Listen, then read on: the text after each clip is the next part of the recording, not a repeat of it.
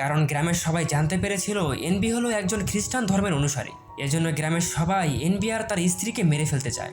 NB তাড়াতাড়ি করে তার স্ত্রী জুলিকে বিষয়টি জানায়। জুলি সেখানকার গাছের তলায় কয়েকজন বাচ্চাকে পড়াচ্ছিল।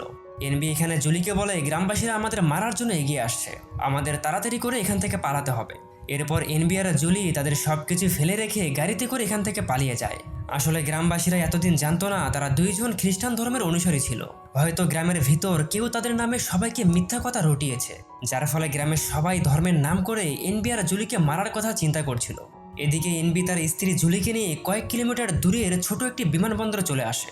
এই বিমানবন্দরে আমরা ব্যান নামের একজন পাইলটকে দেখতে পারি। ব্যানের কাছে তার একটি ছোট বিমান ছিল। এজন্য ব্যান এখানকার ম্যানেজমেন্টের কাছে তার বিমান ওড়ার জন্য অনুমতি চায়, কিন্তু এখানকার প্রধান কর্মকর্তা তাকে পারমিশন দিতে রাজি না, কারণ ব্যানের কাছে তার কোনো সঠিক ডকুমেন্ট ছিল না। এছাড়া তার বিমানের অবস্থাও অনেকটাই খারাপ, যে কোনো সময় কোনো দুর্ঘটনা ঘটতে পারে।